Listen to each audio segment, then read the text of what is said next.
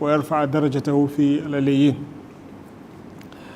Last week we reached a place where the Mu'allif says فإن قيل قد ذكرتم آفات العشق ومضاره ومفاسده فهلا ذكرتم منافعه وفوائده التي من جملتها رقة الطبع وترويح النفس وخفتها وزوال ثقلها ورياضتها وحملها على مكارم الأخلاق من الشجاعة والكرم والمروءة ورقة الحاشية ولطف الجانب. He says if somebody comment and say, you guys have mentioned the madar of al-ishq, the harms that exist in the ishq. Why can't you also mention the benefit? Because it also has benefit. According to this claim, ishq has benefit. So you talk about the mafasid, talk about the benefit also. And these benefits, they range from, as he says, رقة الطبع وترويح النفس وخفتها وزوال ثقلها. It cools the person down. It makes you relax.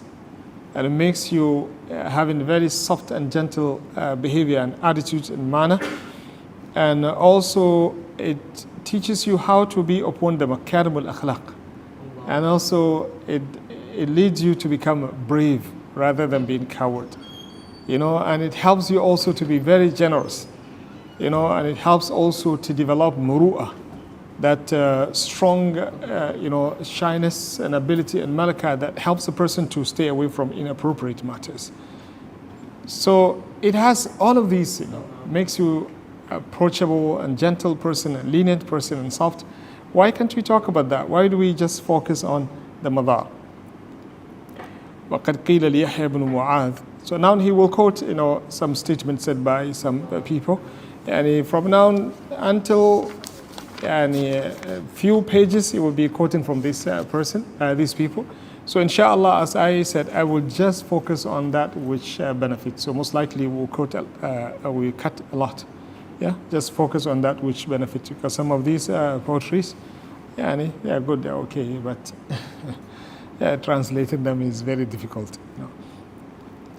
ليس فقط من جانب تعقيد المعنى تعقيد اللفظي حتى المعنى كذلك ما يليق. Anyway, so بإذن الله تعالى we just pick up that which benefit inshallah until the end of the book inshallah. قال وقد قيل ليحيى بن معاذ الرازي إن ابنك قد عشق فلانا فقال الحمد لله الذي صيره إلى طبع الآدمي. They told Yahya ibn Mu'adh, your son is having the ishq of so and so among the sisters, He says Alhamdulillah. Rather than saying Inna lillahi wa inna ilayhi raji'un, he says Alhamdulillah. He says Alhamdulillah, the one who granted him ability to act like human being, to act normally as a normal human being. So he takes ishq. This is the normal nature of human being, to have ishq. وقال بعضهم العشق أداء أفئدة الكرام. Do you get idea? كذلك داء صح? Is the disease of the heart of the kiram, the noble people. So لا أدري ماذا يقصد هنا تماما. Anyway, وقال غيره العشق لا يصلح إلا من ذي مروءة ظاهرة وخليقة طاهرة أو ذي لسان فاضل وإحسان كامل أو ذي أدب بارع وحسب ناصع. So this one is saying that ishq is only appropriate for the noble and people who have pure and clean, adab, It's appropriate for those people. And also somebody whose statements are always beautiful and good, and somebody who is very kind, which means when you have ishq, it leads you to have these things. This is what he is trying to tell you. وقال آخر العشق يشجع جنان الجبان ويصفي ذهن الغبي نعوذ بالله من الشيطان الرجيم ويسخي كف البخيل ويذل عزة الملوك ويسكن نوافر الأخلاق وهو أنيس من لا أنيس له وجليس من لا جليس له. This person says the coward person, the best remedy for them is ishq. Yeah, it makes him, courageous and brave to do things. And also the stupid and the ghabi, somebody who is foolish. He said, ishq, tasfiyah means cleans the brain of that person, makes him smart. Yeah, ishq makes him smart. And the stingy person, ishq makes him generous. وَيُذِلُّ عِزَّةَ الْمُلُوكِ. And also the kings, it brings them down to humility and humbleness. Don't forget, these are all statements and the claim of those people who think that ishq is correct, actually. There is somebody who even said, if you remember in the past, if you die based on ishq, فَأَنْتَ شَهِيد.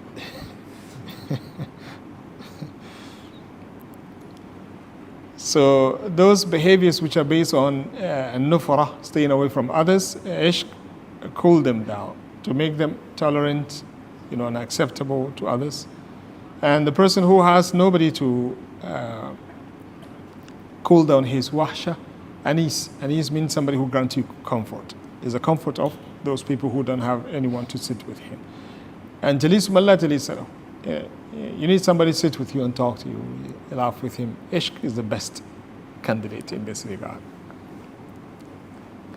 وقال آخر ما تعبتم العشق يزيل الأثقال ويلطف الروح ويصفي كدر القلب ويجب الارتياح لأفعال الكرام. So this one also the same thing is saying that it gives you relief. When you have ishq, it gives you relief. It gives you comfort in your heart and soul, and also the disease and whatever thing exists which is making you living a very tough and difficult life in your heart. Ishq helps you to remove it. And that's why one of them quoted the statement of this sha'ir, which, subhanallah, he says, يود بأن يمسي سقيما, and this is the most important part of it. لعلها إذا سمعت عنه بالشكوى تراسل ويهتز للمعروف في طلب العلا لتحمد يوما عند الليلة شمائله. You remember he says it makes you kareem, it makes you. So this person loves his ma'shuqa, so much, and he always wished to become sick. Maybe she will visit. she will visit him. Maybe when she hears about his sickness, she will come. And also he becomes sakhi, give whatever he can give, out of the hope that she might praise him. That's the only thing he wants.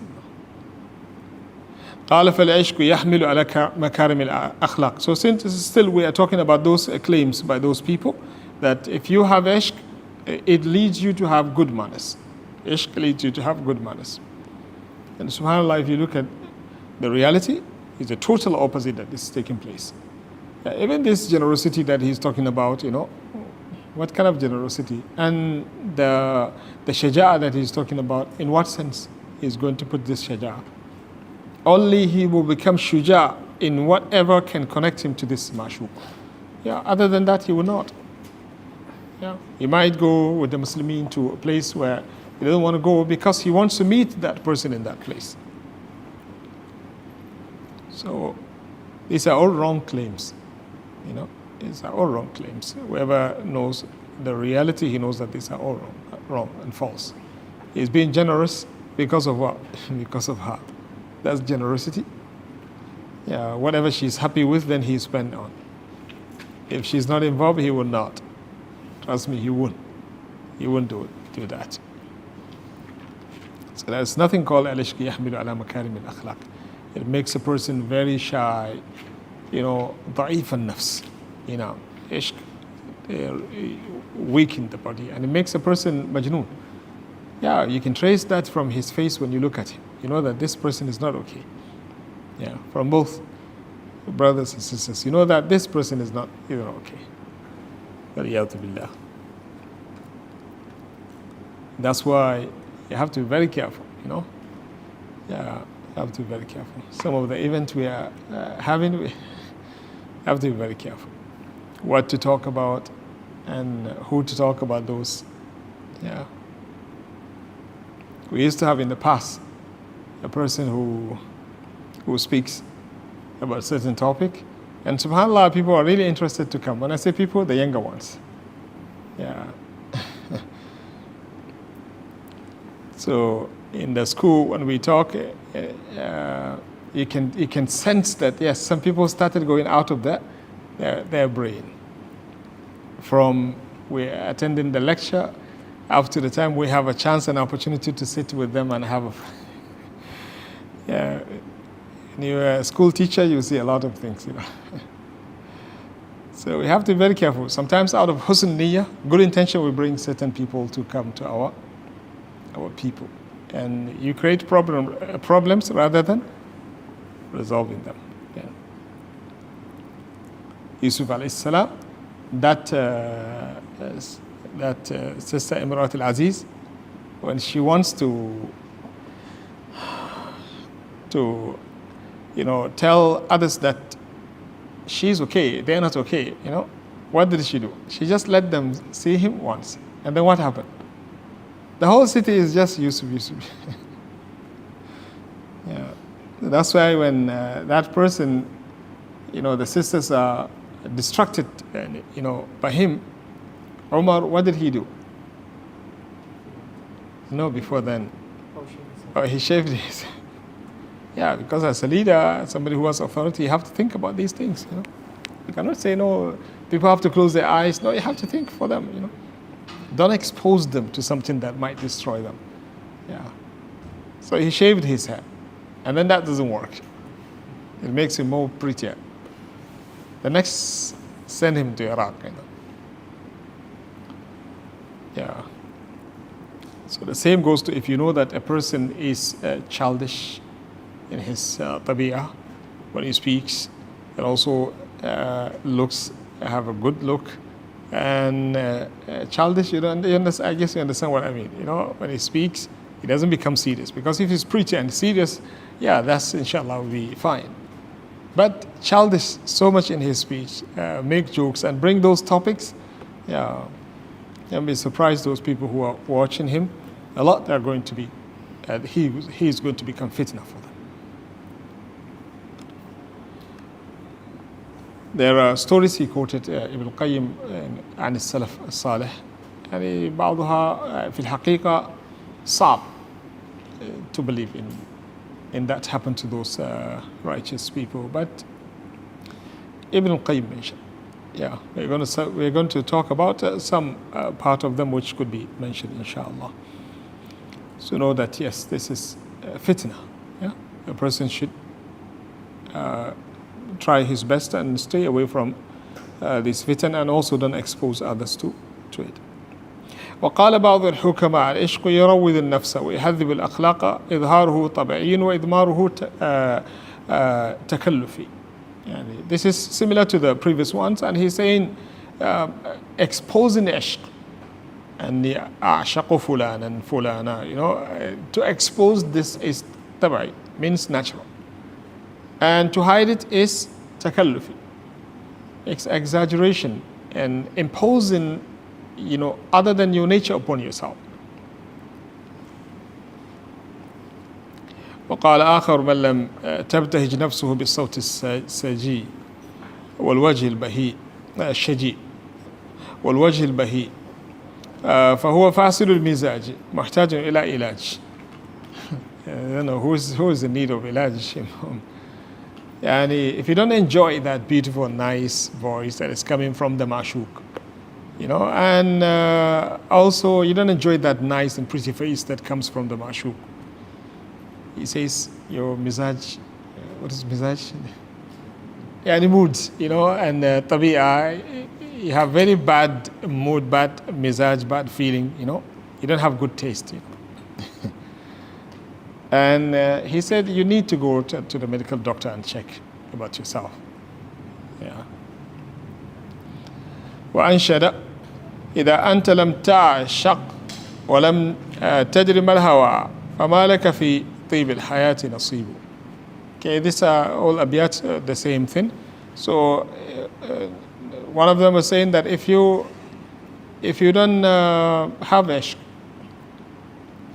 and you don't know about that kind of desire and enjoyment, he says you don't have any portion in good life. You don't know what good life is all about. Another one says you and the camels in the desert are equal. And another one says you just be like فكن حجرا من جانب الصخر جلمدي. You and the very strong rock, there is no difference. You don't have feeling towards all of these things.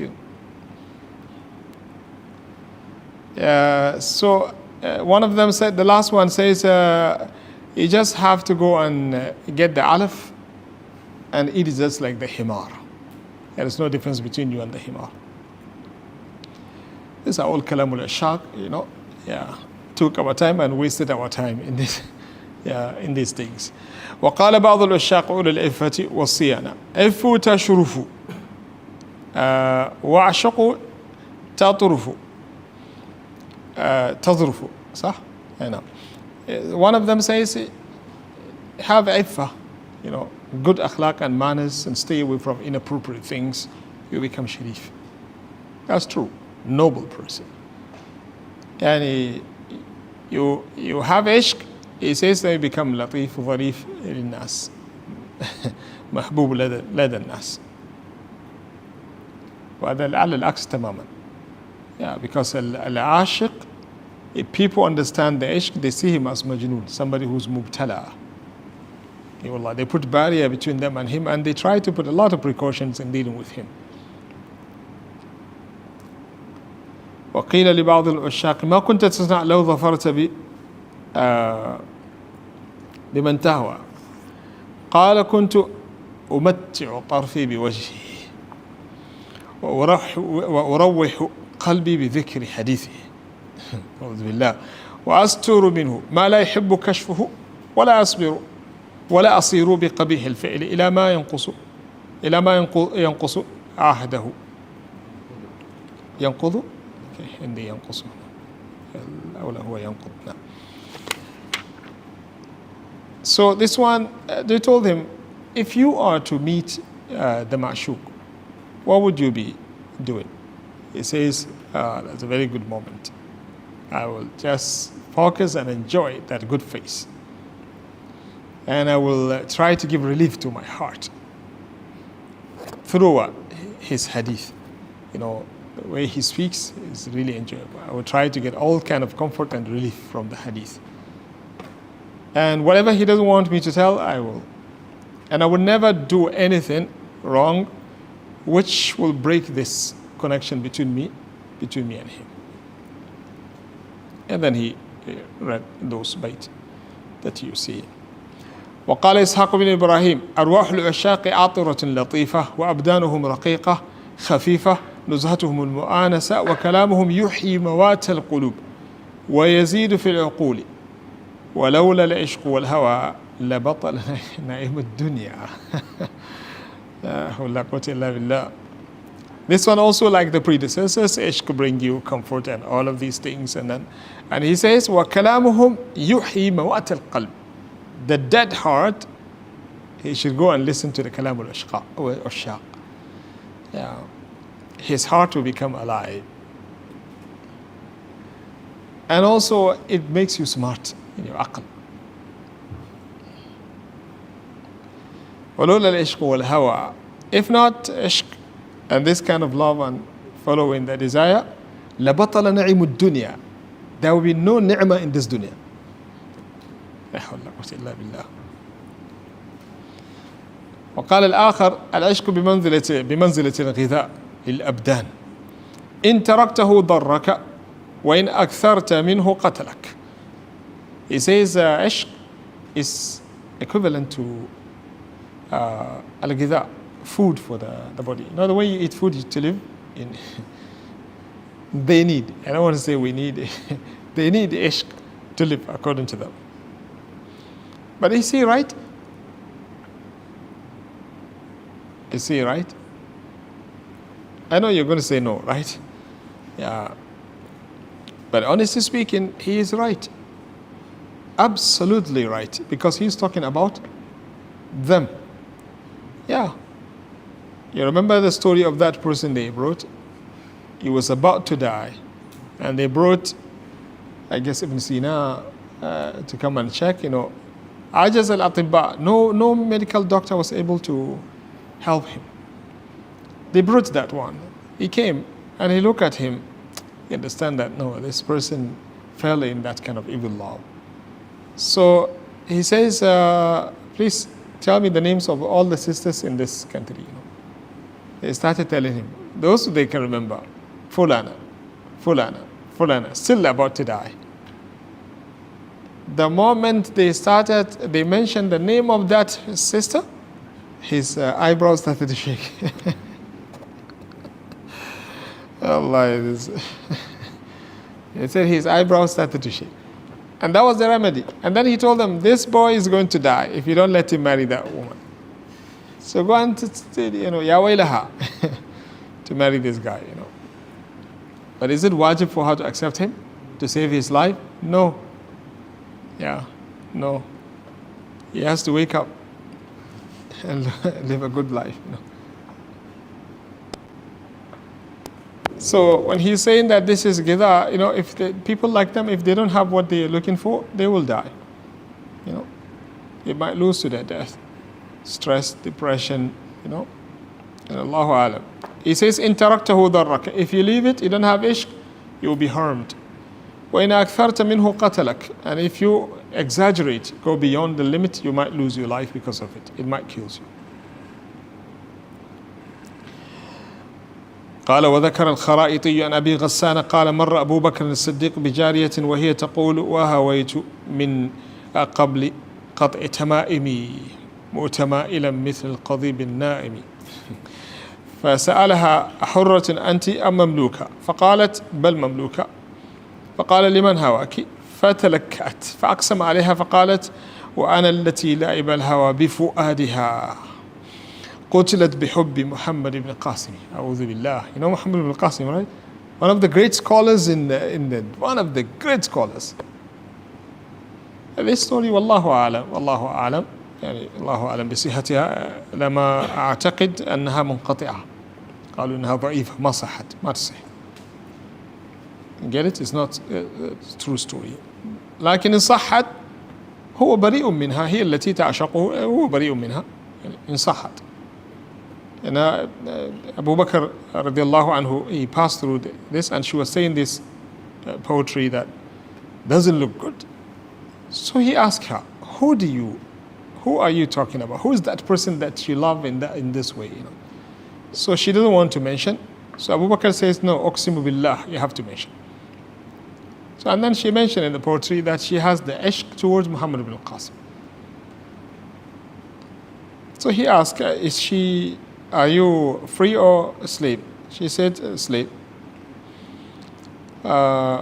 Slave, not a free person. فاشتراها من مولاها وبعث بها إلى محمد بن القاسم. Muhammad ibn al-Qasim. So he bought her immediately and sent her to Muhammad ibn al-Qasim. Because على فرض صحة القصة أفضل دواء للعشق هو الزواج. ابن القيم أظن ذكر هذا إما زمان أو سيذكره. The best remedy for ishq is marriage. He's going to mention that now. The best remedy for ishq is marriage. To let that person marry that woman. To let that sister marry him. That's the best way. However, sometimes it cannot be because we cannot force her to marry him. Just because we don't want him to harm himself? No. he is obliged by the Sharia not to harm himself. And she's not responsible, he is responsible. Yeah, the same goes to her when she is having ishq towards him. This is her problem, not his. She cannot say, no, he has to marry her. No. No. And usually ishq, when it happens, if a person is استرسل فيه لا تجد هذا صاحب دين. Wallah, if a person is going to do the istirsal, just submit to keep on going through it, you will not find this to be صاحب دين.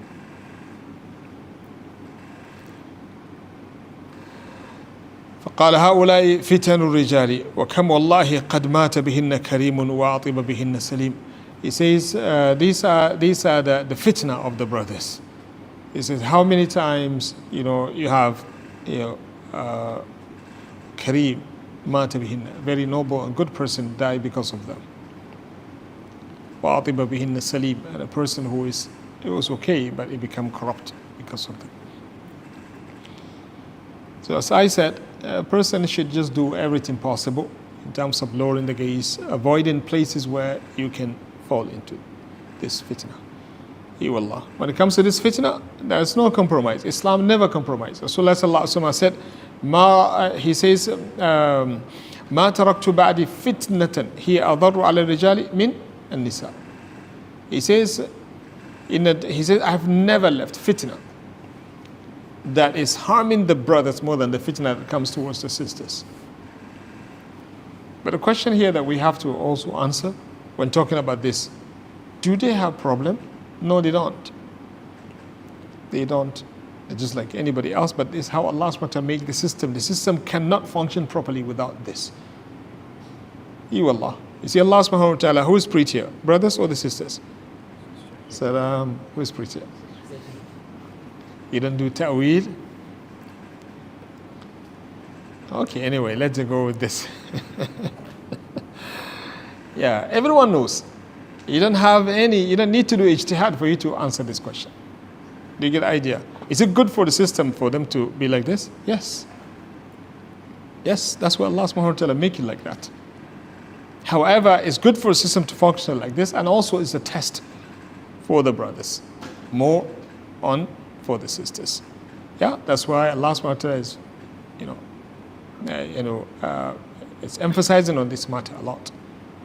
Don't do this. Don't go to this place. Don't be in this situation. So the problem is not about the desire. Everyone has desire. If a person doesn't have a desire, he is sick. Whoever doesn't have a desire, this person is sick. You get it? Is sick. However, how to use it correctly, this is what Sharia wants. Right? You see a boyfriend and girlfriend. Are they doing something which is not natural? No. You get it? But they are not doing it in the correct way. So we will not tell them, don't have desire, but we tell them, make it correct. Do you get the idea? You cannot tell him, don't have desire. You cannot deprive him. You cannot stop him from having feeling towards the opposite gender. That's impossible. Very impossible. I have quotations from the Sunnah of the Prophet ﷺ that supports this. However, a Muslim is required by the Sharia to do the correct thing, to use it in the correct way. You get the idea? That's why Allah subhanahu wa ta'ala blocked the means towards the activation of that nature of ours and using it in the wrong way, and opens the doors to the halal way. We have a choice to go with the halal or with the haram. So a person is supposed to put all the barriers. So the Prophet ﷺ said, I never left fitna that is really snatching the brothers than this. Allah, especially now in our time. 100% this is what is going on. All right, so you have to be very careful. And the first fitna that happened to Bani Israel was from that side also. First fitna that happened. That's why Rasulullah said, Ad-Dunya hulwatun khadira. Wa inna Allah mustakhlifukum fiha fanadhirun. ماذا أو كيف تعملون أو كما قال النبي صلى الله عليه وسلم. So dunya is hulwa khadira, very sweet and green. Like usually green areas, they are the good places. He says Allah subhanahu wa ta'ala will grant you khilafah on earth So that to see what are you going to do? When the tamkeen is being given to you, who are you going to be? He says, فَاتَّقُوا الدُّنْيَا وَاتَّقُوا النِّسَاء. Stay away from the dunya and stay away from fitna that comes from the side of the sisters. Why the focus in that way? Because the one who gets harmed in this regard more and more is a brother. Yeah, is the one that gets lost more and more. So you have to really be very careful on these matters and don't do things which might put you into trouble, and you cannot clean your heart properly. Yeah. I remember a person who sees a picture of a woman, and subhanallah, and this is a student in the place where you don't expect. Student in the place where you don't expect him to be in that place and saying this statement. But if I'm not mistaken, he was telling one of our juniors in the university, he was swearing by Allah that if he is to meet this person, there is nothing that can stop him from doing something wrong. Imagine, he's telling them openly that if he is to meet this person, he doesn't think there is something on earth that can stop him. This person is out of his mind, He's out of his mind. So, Sharia wants us to be careful, right? To be very careful. And, to have the good alaqa. Al-alaqa has to be in the right way. And all of these statements and the claims of these guys, throw them away. Allah. كما قال أحدهم أنا موافقه تمام الموافقة. He says كل علاقة. And remember this, and please spread this to every Muslim, especially the young ones. كل علاقة بدايتها لا ترضي الله فنهايتها لن ترضيك. والله صدق الرجل. He says كل علاقة بدايتها لا ترضي الله فنهايتها لن ترضيك.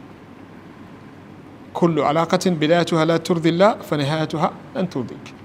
He says any relationship and connection with somebody that you have, any relationship which is initiated in something other than which Allah subhanahu wa ta'ala loves, the beginning is not pleasing to Allah subhanahu wa ta'ala, فَنِهَايَتُهَا لَن تُرْضِيكَ. The end of this relationship will never please you. Allah. Any relationship that is based on haram, wallahi, uqsimu billah, at the end of the day you will regret, unless if you repent. Walabud. All of these hayat that we see, boyfriend, girlfriend, and all of these evil relationship, go and check and see the conclusion, the end. Some of them zina, some of them humiliation, some of them this and that, You know that there was a scholar, I heard his story, scholar. His daughter committed zina with somebody, with a boy. And the sheikh doesn't know, and she was pregnant. Doesn't know what to do. And the boy refused to marry her. The sheikh was talking to him, and the sheikh was narrating the story. He was involved in the case. He says, I told him, please marry. He said, never. And the girl was crying. She cried. He said, Sheikh, ask her, did I ever promise to marry her?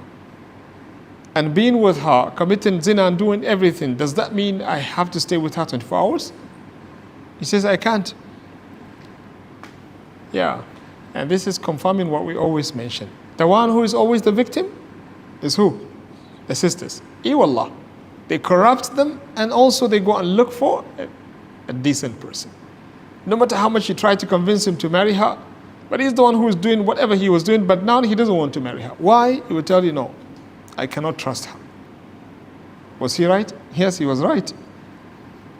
Yeah, he was right. Because the same way she was committing zina with him before the marriage, how can he be satisfied that she's not going to do that with others in the marriage itself? Because Allahu Alam who she related to, And even if she's decent, But agreeing to submit herself to him without marriage, if he's smart, he would never agree. And this is exactly what is going on. Wallahi, somebody needs to think properly. This is another joke, although we take them as a joke, subhanallah. You see them in any university you go, you see them. You see the two of them, If you're going to watch, you see the one who is more lost among the two is the sister.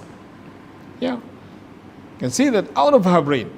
And this criminal is just there enjoying his life, Yeah, relax it.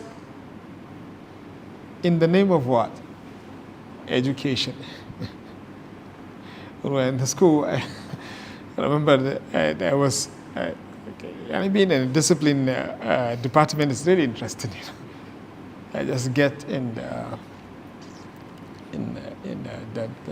the last floor. I get 3 students, 2 girls, 1 boy. In grade 11, I guess. There's the highest, the most senior people. And how are they sitting? Decent sitting, and this one on the chair, and the other one? No. They're sitting together. One girl is here, and the other one is here, and he's in the middle.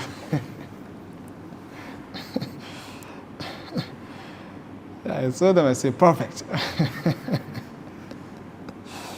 As well, I still near I remember his name and what do you call his justification. He says, we're just revising there.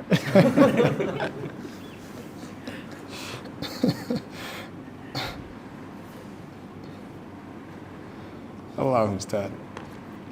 That's why we need to change this education system. Wallahi, we need to change. We need to change. Allahu A'lam.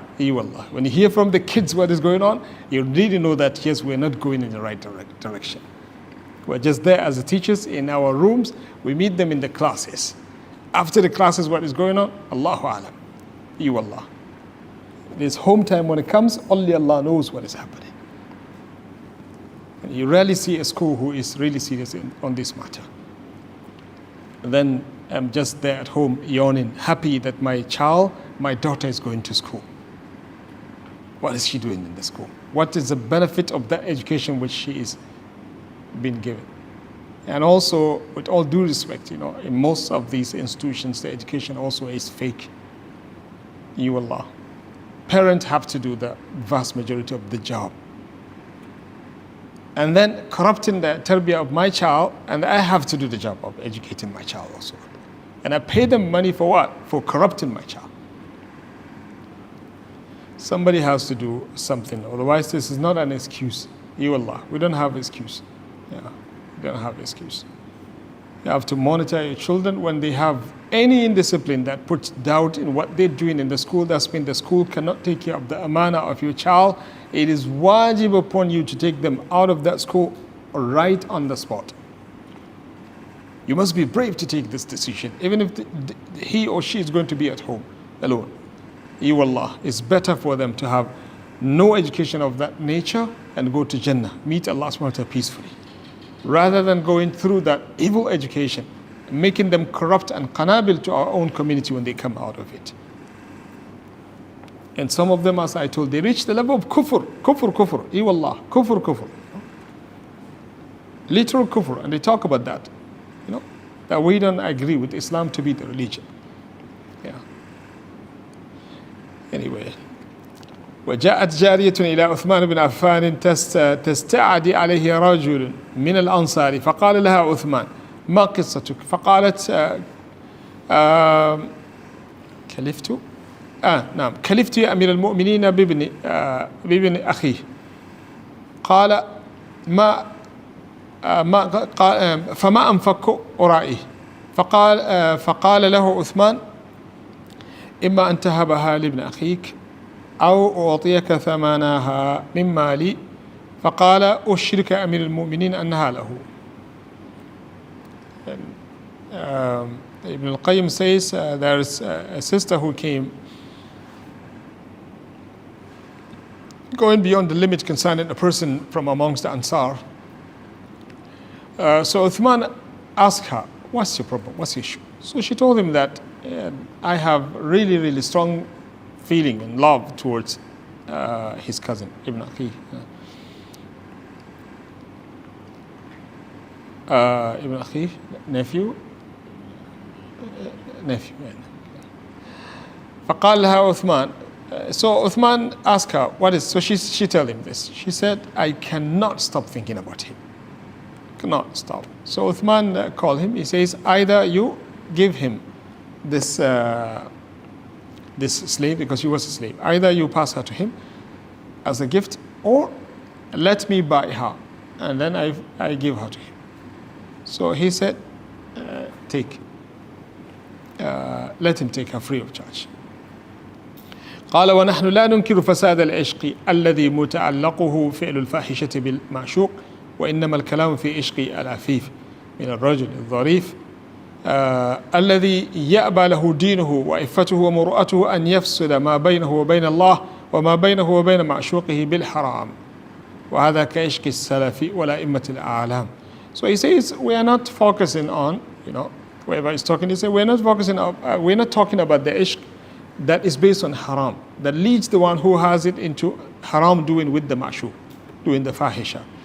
He said we are talking about the ishq of the al-afif, person who is decent, person who is okay, who is kind, somebody who has the religion as a barrier between him and doing the haram things.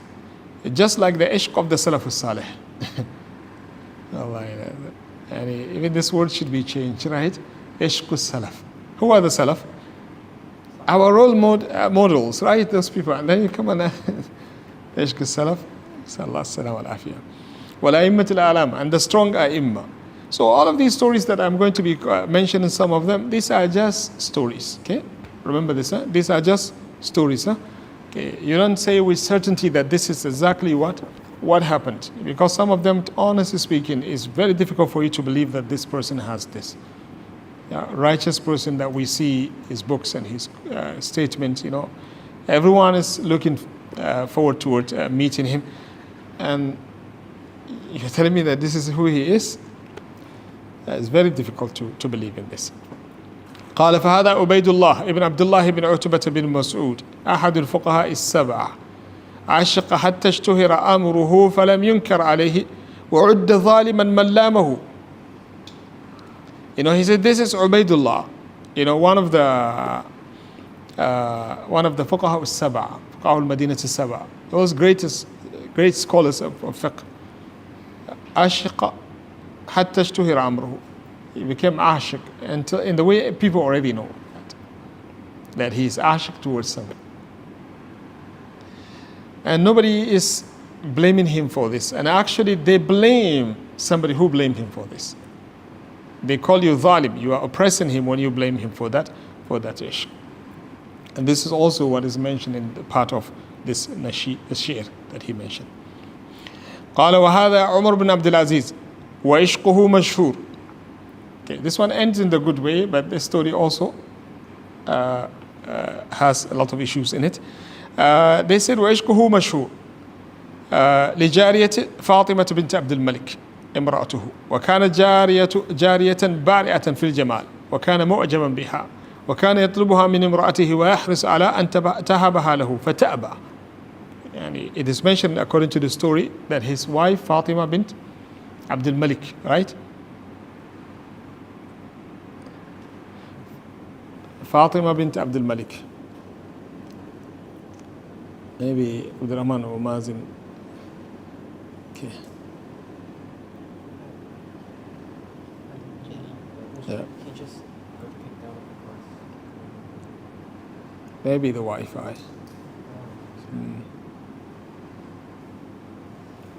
خط دبي أسرع من خط جدة. أوكي جاء الحمد لله. شوف أغضبته فاشتغل. Next time. So Fatima bint Abdul Malik, she has a slave, female slave, which was very beautiful. Yeah. For sure it's going to be a problem with the husband. Husband is there, his wife has a slave, and the slave is more beautiful than So وكانت جميلة بارعة الجمال. She's very, very, very beautiful. And Umar is amazed with this beauty she has, and he loves her so much. We have to say Umar ibn Abdul Aziz so that some Umar will not get angry with us. وكان يطلبها من امرأته, and he used to look for her from his wife. He used to beg his wife, please, please, please, show some mercy, give me free gift. So Fataba, she always rejects. Yeah, that is very natural, very natural. She rejects. ولم تزل الجارية في نفس عمر, and she remains in the heart of Umar. ولما استخلف أمرت فاطمة بالجارية فأصلحت وكانت مثلا في حسنها وجمالها.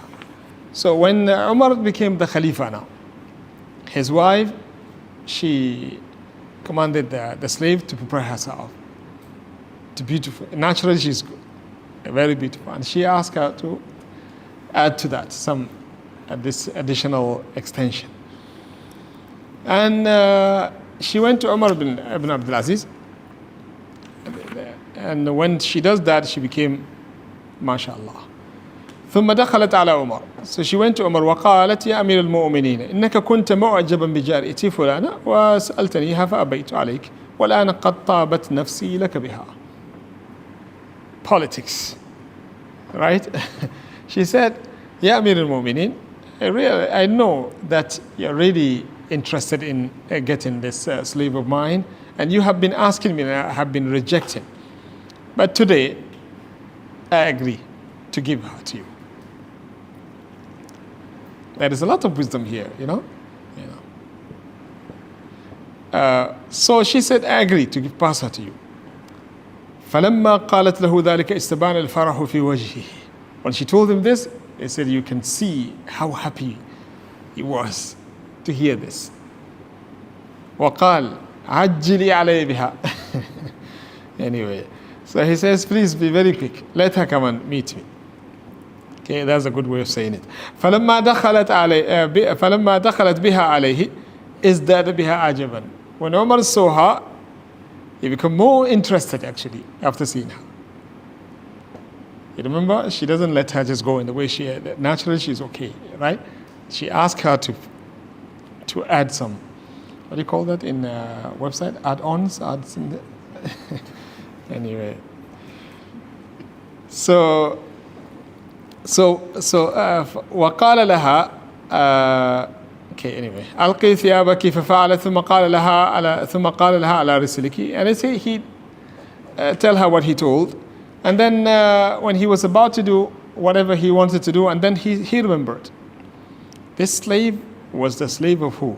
Fatima bint Abdul Malik, and he knows how corrupt was the previous government. Yeah, so he remembered that, subhanallah. And although we don't accept this story at the first place, but this part is really interesting, subhanallah. And it shows how much this person is muttaqi. Although we have other narrations which are more important than this, and تغنينا عن هذا, lakin this is really, really strange. At this moment, nobody was there except him and her, and this is his slave. Allah subhanahu wa ta'ala gave him permission to do whatever he wants to do in the way he does with his wife. But then he told her, wait, don't do anything. He says, أخبرني لمن كنت. He said, please tell me, you belong to who before Fatima? قال لمن كنت ومن أين صرت لفاطمة. And he says, how do you become the slave of Fatima? قالت أغرم الحجاج عاملا له بالكوفة مالا وكنت في رقيق ذلك العامل فقالت فأخذني وبعث بي إلى عبد الملك فوهبني لفاطمة. You know, Al-Hajjaj bin Yusuf, right? He finds somebody, and you know what does that mean? One of the employees asked him to pay a lot. So among the things that guy has to give everything, including his slaves. So that slaves belongs to him. So he passed her to Al-Hajjaj. So Al-Hajjaj see her to be so pretty and beautiful. So he decided to get some connection to the Amir al-Mu'mineen, Abdul Malik, so he sent her to Amir al-Mu'mineen. So Amir al-Mu'mineen, he gave her to his daughter Fatima. That means she came to Fatima through an illegal way. Yeah. قال وما فعل ذلك العامل قالت هلك. It says, what happened to that person who was the previous owner of the slave? قالت هلك. She said he died. قال وهل لك ولد وهل ترك ولدا؟ قالت نعم. So he asked her, did he leave any child? She said yes. قال فما حالهم؟ قال سيئة. قال شدي عليك ثيابك واذهبي إلى واذهبي إلى مكانك ثم كتب إلى عامله على العراق أن ابعث إلي فلان بن فلان على البريد. فلما قدم قال له ارفع إلي جميع ما أكرمه الحجاج لأبيك. سبحان الله. فلم يرفع إليه شيئا إلا دفعه إليه، ثم أمر بالجارية فدفعت إليه، ثم قال لها إياك وإياها، فلعل أباك قد ألم بها. فقال الغلام هي لك يا أمير المؤمنين. So he asked her, he said, what happened to the first owner? She said he died. So Umar bin Abdul Aziz asked her, did he has any child? She said yes, he has a wallet. So Umar bin Abdul Aziz asked her, what is the condition of the wallet? She said, very, very terrible. So she still have a connection to them because she knows that this is injustice. She has been taken from them out of injustice. So she said the life of that boy is really terrible. Terrible in terms of financial, ability. Terrible life. So Umar ibn Abdul Aziz told her, please go back to them immediately. And also he wrote a letter to his Amil, the governor in that place, in Iraq. And then he asked him to send him so and so person, that boy. Yeah, he said, I want to see him. When the boy comes to him, he tell him, please, anything that that Al-Hajjaj asked your father to pay, please let me know what is that. And they mentioned that the boy never mentioned anything except that Umar pays it to him, back to him, because it was injustice. You get it? The father took money, Al-Hajjaj took money from the father unjustly. So Umar bin Abdul Aziz, one of his method of fixing the issue of the believers is to do the Raddul Madhalim, to return the injustices, to correct the previous injustice that were placed on the community. So he pays back everything. And then he told him, please take back this slave who used to be the slave of your father. And he says, وَإِيَّاكَ وَإِيَّاهَا. And I warn you, do not approach her. Approach her sexually. Because لَعَلَّ أَبَاكَ قَدْ أَلَمَّ بِهَا. He said, maybe your father used to approach her in that way.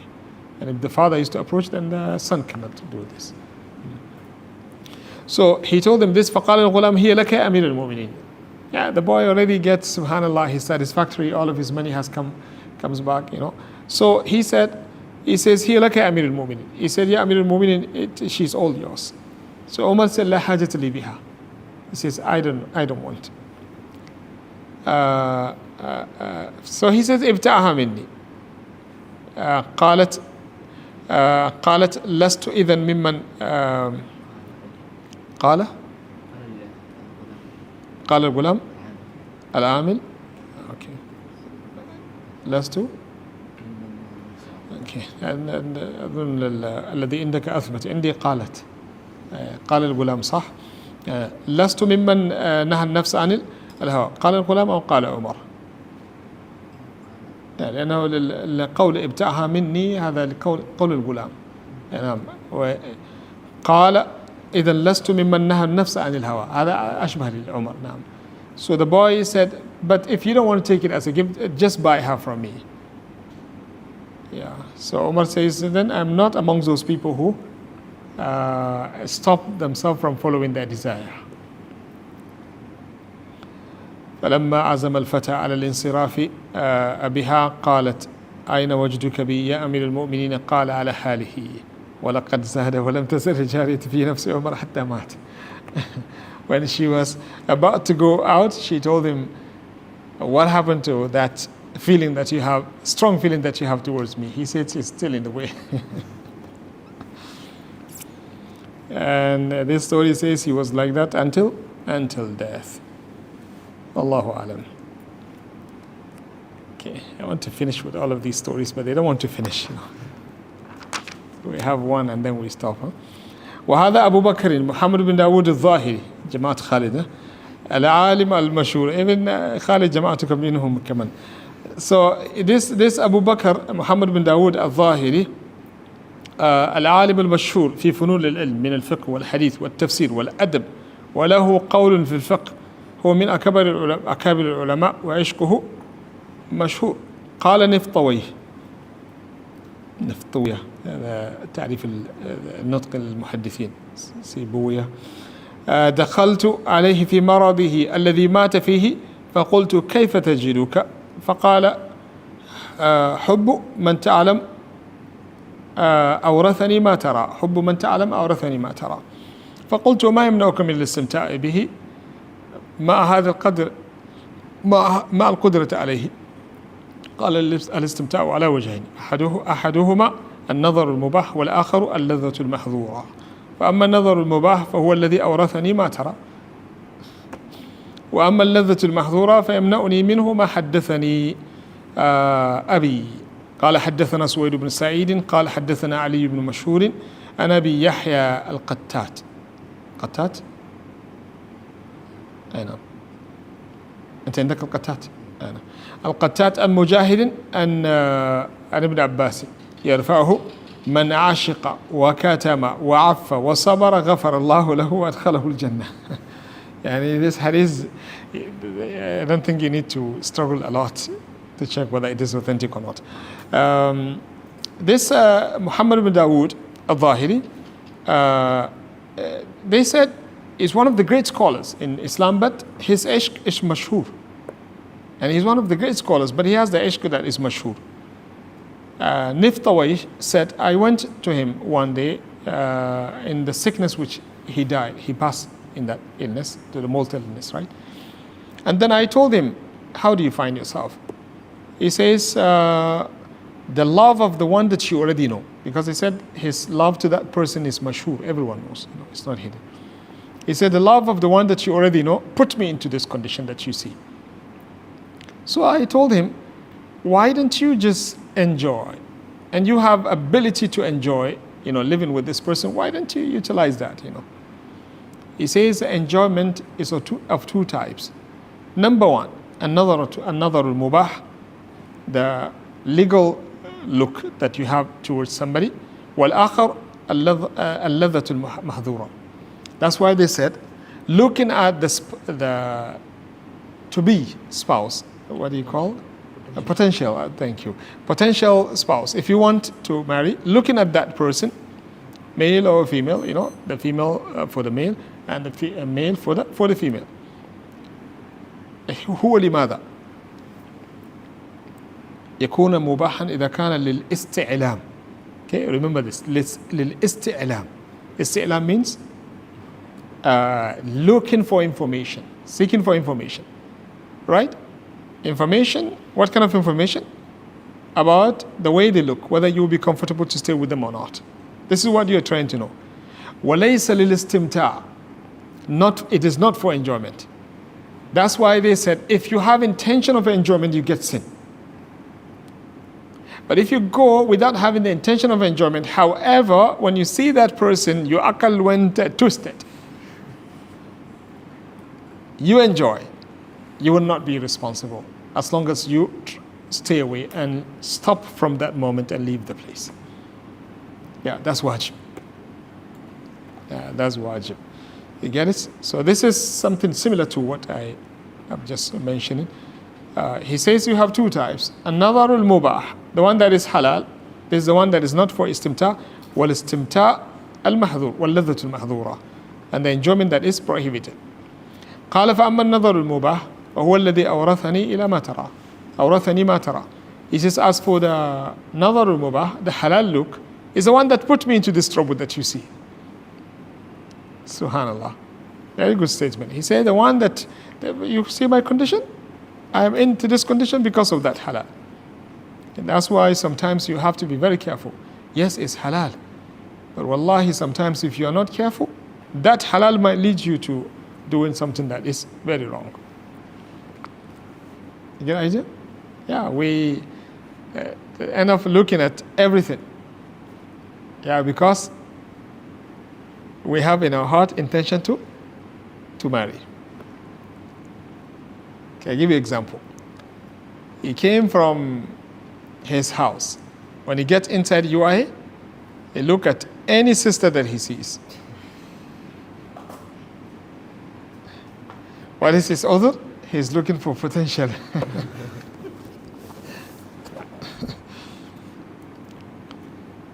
Anyway, so is that correct? Cannot be good. He knows that he is not doing. If you ask his heart will never relax, Anyway. وأما اللذة المحظورة فيمنعني منها ما حدثني أبي. He says, as for the haram, enjoyment, I stop it because of this hadith of Abdullah ibn Abbas that says, Man ashq, whoever reaches the level of ishq, but he managed to hide it. And also he controls his desire through the iffah, right? وصبر, and he observes patience. غفر الله له, Allah will forgive him. وأدخله الجنة, and then he goes to Jannah. Imagine if this hadith is authentic. Add to that the hadith that says if a person even die with ishq, will go to paradise. Shaheed, let's say faqat going to paradise, but he is shaheed. Even the mufti will join the community of Ushaq, Allah grant us good and tawfiq. So I know we are tired of listening to these people, but inshallah in the next dars I will try to skip and jump to the conclusion. Bi-idhnillahi azza wa jalla, to see. Conclusion means those statements that are related to us more, inshallah. Barakallahu feekum, subhanakallahumma wa bihamdika, ashhadu an la ilaha illa ant, astaghfiruka wa atubu ilayk.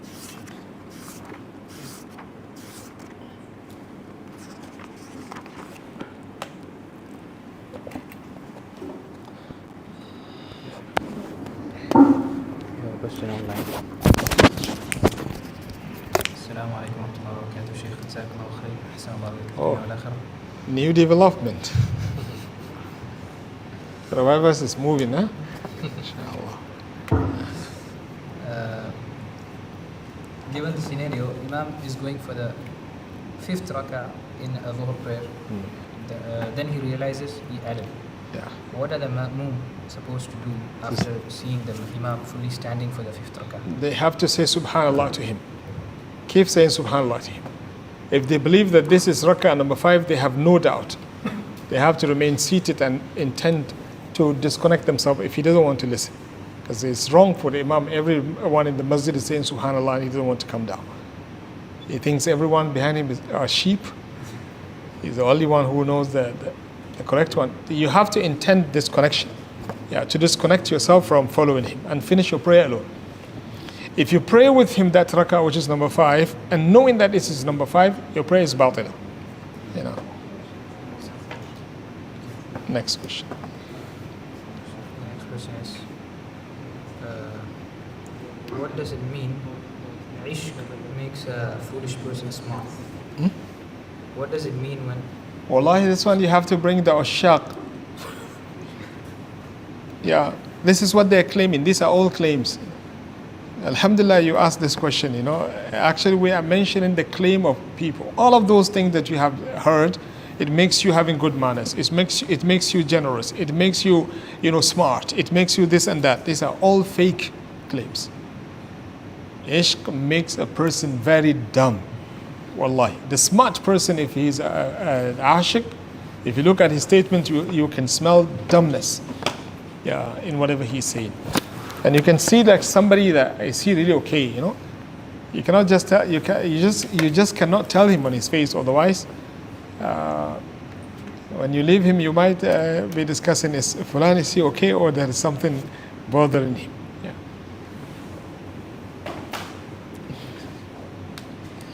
The next question, Sheikh. It's just like wine. When they drink wine, they said tunashit al-dhihn. They say when they drink wine, it gives their brain relief. Ibn Uthaymin says, "Hadi qulubuhum." The next question is by sister. Assalamu alaikum wa rahmatullahi wa barakatuh, Sheikh. How is the sujood al-sahw performed, and what should we recite? How is that? Sujood al-sahw. Sujood? Sujood al-sahw. Sujood al-sahw. What is the question about? The sujood al-sahw itself, or how is it performed? What should we? Just do sujood, 2 sujood, and that's it. Okay, let me see if I can summarize this whole topic in 1 minute. Because today I don't want to pray Maghrib with you guys. In prayer, you have two things in prayer, wajibat and three things actually. Arkan, wajibat and sunan. Arkan, these are the pillars, and wajibat, these are the obligatory things, and the rest are the sunnah things. Arkan, like ruku, sujood, these ones cannot be fixed by sujood sahwi. You have to bring them first and then fix the mess. You must bring them. Wajibat, these are the ones that if you miss, you fix it with sujood as-sahw. And sunan is optional. Yeah, some scholars said you don't do sujood as-sahw, but it's okay if a person does that because of the hadith of the Prophet sallallahu alaihi wasallam. لِكُلِّ سَهْوٍ سَجْدَتَانِ. طيب, what is sujood as-sahw? These are the two sujood you perform either after or before the salam, right after you finish the tashahhud. Either after you say the salam or before the salam. We call it qabli and ba'di. Call it qabli and ba'di. Qabli means before the salam. You finish the tashahhud. وَأَعُوذُ بِكَ مِنْ فِتْنَةِ الْمَسِيحِ الدَّجَّالِ. You're going to say assalamu alaikum. You don't do that. You go for sujood 2 times. One sujood, sit down, and another one. You get it? Just like any other sujood you're making in the prayer. You read the same thing you're reading in the prayer because it's part of your prayer. That's qabli. Ba'di is after you say the salam. Assalamu alaikum wa rahmatullah. Assalamu alaikum. And then you go for sujood 2 times. And then you come and sit down. No tashahhud according to the best opinion. You say salam again. So we have 2 types, right? Qabli and ba'di. Mistakes that you are making in the prayer, either you're adding or you're subtracting or you're confused. Either you're adding or you're subtracting or you're confused. Okay? When you add, according to the best opinion of the scholars, we have around 5 opinions here amongst the opinions of the scholars. According to the best opinion, the Prophet ﷺ gave us principles to follow. You get the idea? We learned that whenever he added in his prayer, he does sujood as-sahw ba'di. Whenever he added, the sujood as-sahw is ba'd as-salam, after the salam. Whenever he subtracted, he does the sujood as-sahw qabla as-salam, before he said the salam. Do you get the idea? And that's what we should do. If you have addition and subtraction in one prayer, the sujood as-sahw should be qabla as-salam. Is that clear? If you added, ba'd as-salam. If you subtracted, qabla as-salam. Question, let me test your ability in learning. If I pray 2 rakat of dhuhr and then I say salam, and then somebody reminded me, what should I do to fix my prayer? I just stand up and pray 2 rakat, right? I do Allahu Akbar, Ashhadu an la ilaha illallah, or no need to do the iqamah? No need? MashaAllah, I'm dealing with fuqaha. Anyway, so I pray 2 more rakat, right? After I finish, which sujood I should do?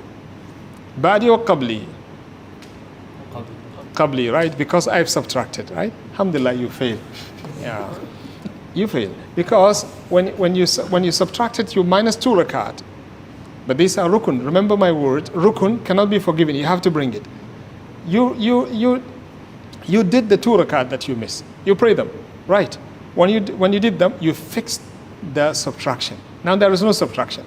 However, there is additional tashahhud, there is additional salam, there is so it turns to be addition. That's why Rasulullah sallallahu alaihi wasallam, it happened to him exactly like this. And he prayed 2 rakat and made sujood as-sahw after the salam. Sujood as-sahw after the salam, because in reality you added. Okay, so I'm done with subtraction and addition, right? Now we are left with the confusion, which I believe, if you're a human being like us, you must have a situation like this. Sometimes you don't know how much you pray, 2 or 3. Is there anyone who never get confused like this in the prayer? Or you never? No. Oh, we need to give him the mic. We really need to get some the hint, the clue. How did you manage to escape shaitan? So when you're confused, you don't know how. Whether it is 2 or 3. In this case, the doubt and the confusion is either 50-50, or you can make preference. Okay, in the case which is 50-50, this is what we call a shak. Tarja ila yaqeen. You go back to yaqeen. Yaqeen is the smallest amount. The confusion is between 2 or 3. Which one is yaqeen? 2, because I'm sure I prayed 2 rakat, but I'm not sure about the third one. So then I just assume that I prayed 2 rakat, I completed the balance. If I take the yaqeen, which is the lowest amount, in this case the sujood as-sahw should be qabli. Remember that whenever you go with the yaqeen, the sujood as-sahw should be qabla as-salam. That's the teaching of Rasulullah sallallahu alaihi wasallam. He said, فَلْيَبْنِ عَلَى مَا اسْتَيْقَنَ وَلْيَسْجُدْ قَبْلَ سَلَامِهِ أو قبل أن يسلم كما قال النبي صلى الله عليه وسلم. So, if the doubt is 50-50, I go with what? Yaqeen. If I cannot make preference. Okay, I go with yaqeen. And if I go with yaqeen, which is the certainty, right? The smallest amount. Yaqeen is always the smallest amount. Then the sujood sahwi should be qabla salam. However, if I can make preference, let's say 60-40, 20-80. Yeah? Let's say, to me, most likely I pray 3 rakat, not 2. You get it? 40% of my thought is 2. 60% is how much? 3. What should I do in this case? I go with 3. We call it taharri. Yeah, I go with the 3. So that means I just complete 1 rakah. If it is not maghrib, if it is maghrib, that means I'm done with my prayer. In this case, when I go with the taharri, the sujood sahwi should be ba'da salam. The Prophet ﷺ said, وَلْيَتَحَرَّ الصَّوَابَ ثُمَّ لِيَسْجُدْ بَعْدَ أَنْ يُسَلِّمْ. He should do the taharri of the sawab and then he makes sujood after the salam. This is sujood sahwi. Simple? Inshallah. You get either, so now you can become mufti in sujood sahwi, inshallah. Right? So, which one should be fixed? Rukun or wajib? Wajib, right? Not rukun. Rukun cannot be fixed. You have to do it first and then you fix. Right? And then qabli or badi, right? When I add something in my prayer, I do qabli. True? Badi, okay, I thought you were sleeping. So I do badi when I add. When I subtract, I do qabli. When I have both in my prayer, I added and I subtracted in one prayer. Too sleepy, I do both of them. What should I do? Qabli. And now we have some who forgot even the sujood sahwi. Forgot this, and sujood sahwi also is gone. And the last one is the confusion. When you're confused, either the shak is 50-50, then you go with the yaqeen and do sujood sahwi qabli, or it is something that you can make for preference. Rasulullah sallallahu alaihi wasallam said you go with the tahari and then you do sujood sahwi ba'di. I hope we answered the question of the questioner. That one, how much time left for Maghrib? 10 minutes. There's a question by a sister. Sister says that there is a brother and he's of a different religion, and he said he likes me and he's hoping to marry me, although he's younger, 18 years of gap. He knows that I will not compromise about religion, and I don't like relationships before marriage. Even at the moment, I don't expect any relationship with him. He respects me so much and my concern about practicing Islam. So she thinks that he genuinely means to marry her because he really doesn't care about the age gap. If she is okay with him and he accepts Islam and she sends sincerity, it's okay. It happens in the time of the Prophet sallallahu alaihi wasallam. Muslim, she married Abu Salama, Abu Talha. I forgot the name, Abu Talha, I guess. Yeah, he also, when he was not Muslim, he wanted to marry him. He wanted to marry her. So she said, somebody like you cannot be rejected. He was a very well-mannered person. So she said, but I'm a Muslim, I cannot marry you. You have to accept Islam first. So he said, what can I do? She said, go and accept Islam from Rasulullah sallallahu alaihi wasallam. Your Islam is my mahar. Yeah, he went and he accepted Islam and sincerely. Yeah, he was a very, very dedicated and good companion of Rasulullah sallallahu alaihi wasallam. So he accepted Islam and the marriage happens between them. And what is the mahar? Islam. The companions used to see that mahar to be the best mahar in Islam. So whoever is asking this question, if she sees this person to be okay, but she just have to be very careful. We live in a time which cannot trust, but she just have to be very careful. I'm just giving the legal rule, right? Islamically, when he accepts Islam, it's okay for her to marry him. Yeah, but if she asks for my advice, I will ask her to be careful. This last question. Question by brother. Assalamu alaikum wa rahmatullahi wa barakatuh, Sheikh. A sister that turned down a marriage offer saying that she's not ready yet, I find it hard to move on because she seems very righteous and perfect for me. Should I take it? Maybe she has rejected me but wanted to use nice words. Is it ishq if I choose to have hope and not give up on her? I will advise you to stay away from it. Wallah. And this is my advice to the brothers and the sisters. A sister says, I don't want you. What does that mean? I don't know. Okay, things and leave. Yani, why? Wallah, this is my personal advice. Just close her page and wish her all the best. It's as simple as this, How many sisters you have on earth with no husband? One left. She's the last one. Yeah. The same goes to the brother. The brother says, I don't want. And then we have cases of sisters who even committed suicide. Not very long, there was a sister, they say, but I think she threw herself from. And they realized that the causes of that is the boyfriend change to somebody else. What is this, What is this? What kind of deficiency and disease in the brain? How can you kill yourself because of somebody?